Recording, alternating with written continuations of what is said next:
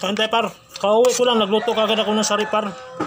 Bago ko umuwi, dumaan ako doon sa palengke sa Libertad ng Quezon. Then may baho tayo par, kining kanin. Sinaing namin to kagabi doon sa pwesto, then may sobra par. Inuwi ko par dahil sayang. Dahil nagluto din tayo ng sari par. Ito na par.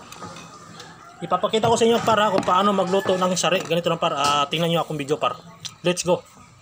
Una natin gawin, hugasan natin yung gulay.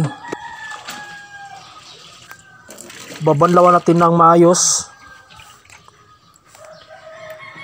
Pagkatapos par, susunod natin yung bawang.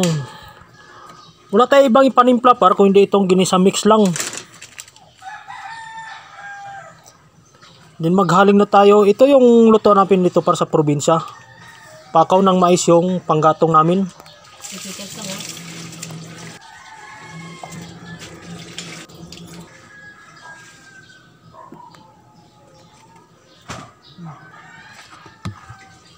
Pagkainit ng kawali par, ilalagay na natin yung mantika. Then saka natin ilagay yung bawang pagka uminit na ang mantika. Then pag nagkulay brown na ang bawang par, susunod natin yung gulay. Then pagkalagay ng gulay par, ititimpla na natin kaagad dahil para mapasok kaagad yung timpla doon sa pag lumambot na sa konti. Lagay natin ng ginisa mix, asin, toyo.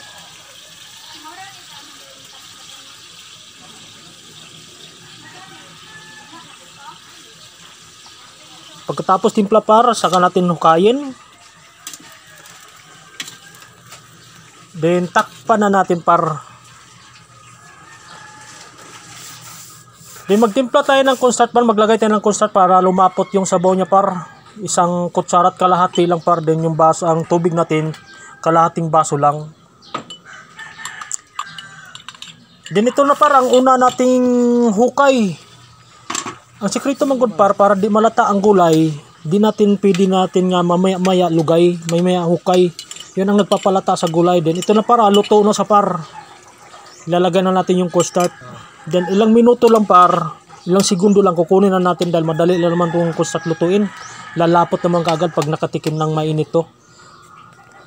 Then subukan na natin par kung iba ang timpla. Okay na par. Ready to serve na.